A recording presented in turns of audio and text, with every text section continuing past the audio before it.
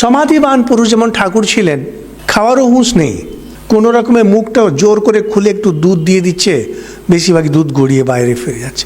আপনারা এটা খুব নাম করে গল্প শুনে থাকবেন কথামৃতে, যেখানে ব্যাসদেব যখন যমুনা পার যাবেন, নৌকো নেই, গোপীরাও দাঁড়িয়ে আছে, তো বলছেন যে কিছু করুন।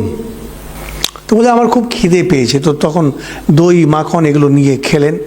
খার বলে আমি যদি কিছু না খেয়ে থাকি তাহলে যমুনা 2 ভাগে বিভক্ত হয়ে যাবে। তাই হলো। গোপীরা ভাবছে এত তো খেলেন, কি করে বলছেন যদি আমি না খেয়ে থাকি? এটা বোঝা একটু কঠিন। ব্যাসদেব তার আমিত্ব হলো শুদ্ধ আত্মার। শুদ্ধ আত্মা কখনো ক্রিয়া করে না, খাওয়া দাওয়া এটা সেটা কিছুই করে না। যদি আদপে তার মন একটু নিচে থাকে, তখন যেটা সামনে পড়ে গেল সেটা করে বেরিয়ে যায়। সেটা দায়িত্ববোধ নিয়ে করে না, করুণা অবসাদ এটা করলাম। একটা খুব সুন্দর একটা কাহিনী আছে, বেসিক্যালি এটা খ্রিশ্চান কাহিনী। ওটা এখন এই সব পরম্পরা এটাকে নিজেরতে টেনে নিয়েছে কাহিনী, যে দুজন ফাদার যাচ্ছে নদী পেরোবে, সেখানে নদীর পাড়ে একটি মেয়ে বসে আছে, পায়ে লেগেছে, তার প্রেমী নদীর ওপারে থাকে। তো ফাদার দেখে তাকে ঘাড়ে বসিয়ে নিয়ে ওপারে চলে গেল, নামিয়ে দিল। তারপর ওরা নিজের চার্চে চলে গেছে। সন্ধেবেলায় অন্য ফাদার ওর পছন্দ হচ্ছে না, তা শেষে বললই, এটা আপনি কী করলেন? আপনি খ্রিশ্চান ফাদার, একটা যুবতী মেয়েকে ঘাড়ে বসালেন।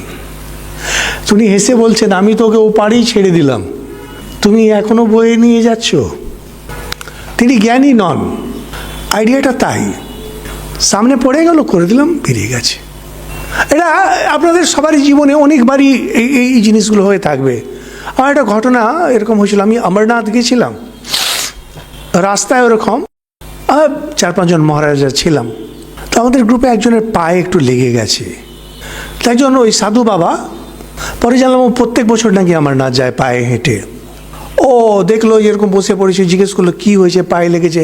ওই একটা ছোট্ট পুটলি, ওখান থেকে কী একটা ওষুধ বার করে একটু ঘষে টষে দিল, বললো আপনি একটু পরে ঠিক হয়ে যাবেন, কি হোমিওপ্যাথি কী একটা দিল, দিয়ে যেমন এসেছিল তেমনি তন করে বেরিয়ে চলে গেল। যে একটু জিজ্ঞেস করা আপনারা কোত্থেকে আছেন, কী আছেন, আমরা যেমন ওই বসে পড়বো, চলুন সামনে একটু চা খাই, নাথিং। অতটুকু করে ওই যেমন হনন করে হাঁটছিল ওটা করে দিয়ে হনন করে হেঁটে বেরিয়ে গেল। এটাকে বলে নিষ্কাম কর্ম। সামনে পড়ে গেল, সমস্যা করে দিলাম, বেরিয়ে গেল। কিন্তু যিনি জ্ঞানী, ভগবান কৃষ্ণ জ্ঞানী, ব্যাসদেব জ্ঞানী, শঙ্করাচার্য জ্ঞানী, এনাদের কাছে মনটা সবসময় এমন জায়গায় যে কখনোই মনে হবে না যে আমি কিছু করছি। কারণ সেটা যদি আপনাকে গল্পের মাধ্যমে যদি বুঝতে হয়, তাহলে ব্যাসদেবের যে কাহিনী যমুনা পারের, এটাকেই মনে রাখতে হবে।